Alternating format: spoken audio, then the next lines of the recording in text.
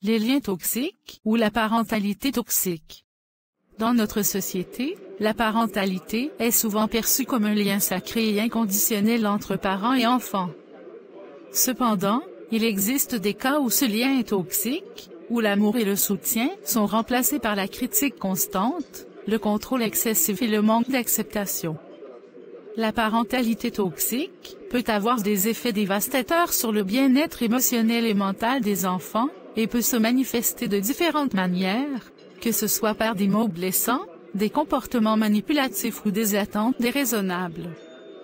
Dans ce scénario, nous plongeons dans le monde de Marie, une jeune femme confrontée à la réalité difficile d'une relation toxique avec sa mère, et explorons comment elle trouve le courage de se libérer de ce cycle destructeur.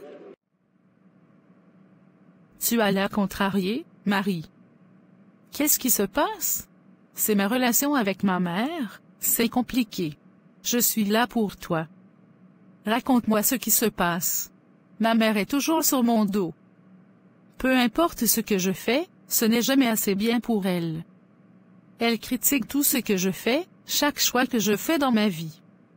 Je me sens toujours jugée, toujours en train de me battre pour son approbation. Cela ressemble à une dynamique très toxique.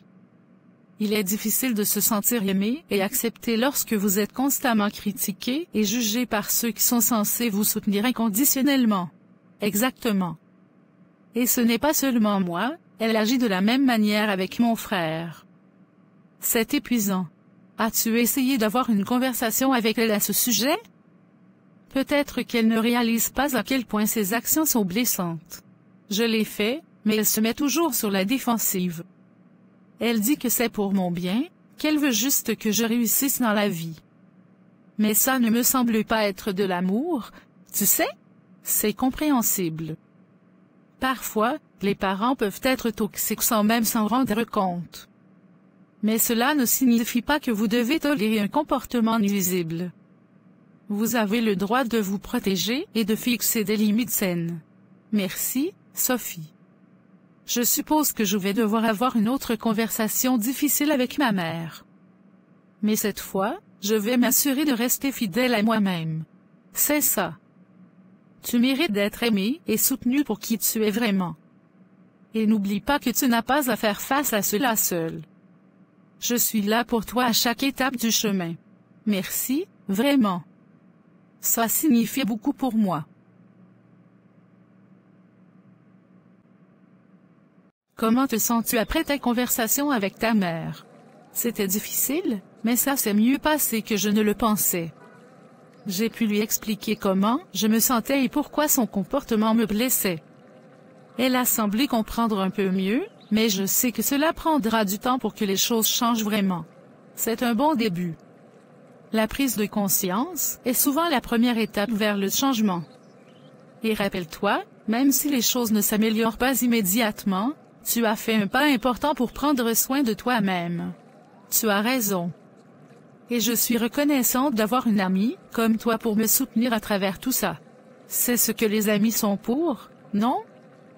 Pour être là dans les bons moments et les mauvais, pour écouter et soutenir, peu importe quoi.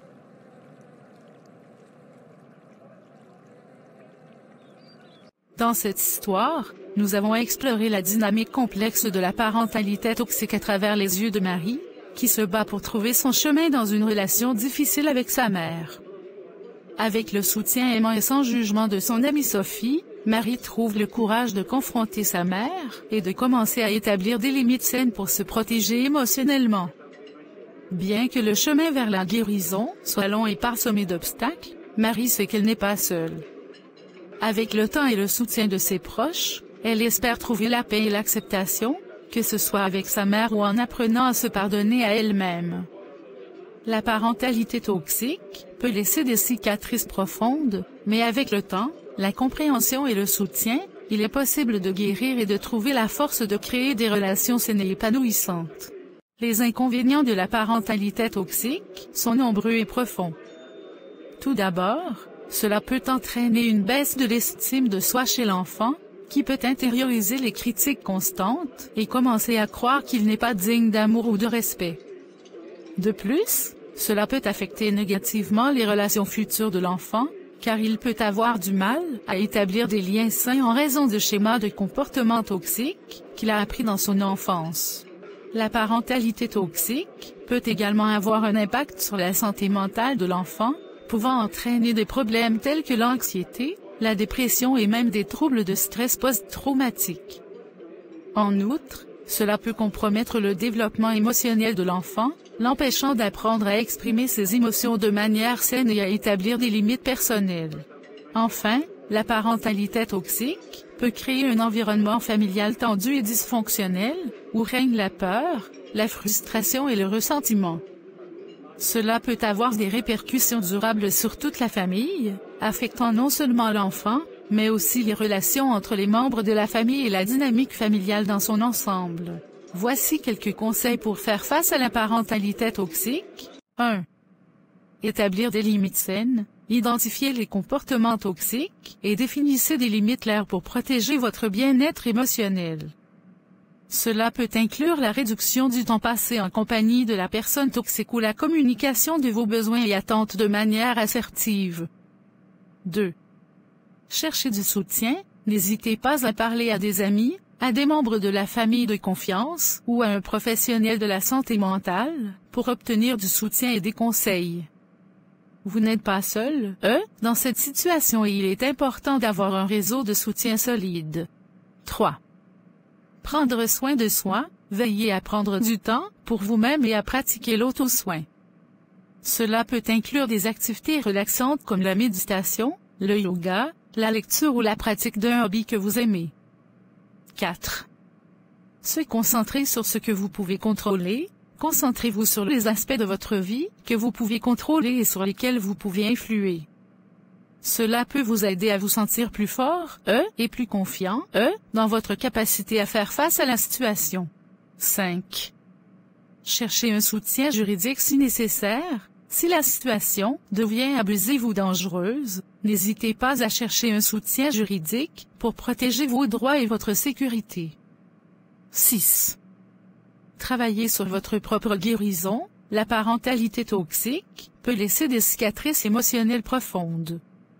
Envisagez de consulter un thérapeute pour vous aider à guérir et à vous reconstruire après avoir vécu une telle expérience. Vous n'avez pas à avoir honte de dénoncer si vous la victime parent c'est de l'amour inconditionnel qu'il doit offrir à son enfant. Et si ce parent a lui-même des choses à régler avec son passé, qu'il le fasse pour ne pas faire à son enfant ce que lui-même a vécu. Malheureusement, c'est un schéma sans fin. Se libérer d'une relation de parentalité toxique peut être un processus difficile et émotionnellement éprouvant, mais en prenant des mesures pour protéger votre bien-être et en cherchant du soutien, vous pouvez commencer à vous éloigner de la toxicité et à vous reconstruire une vie plus saine et plus épanouissante. Que chacun en tire des leçons. À la prochaine vidéo. Merci.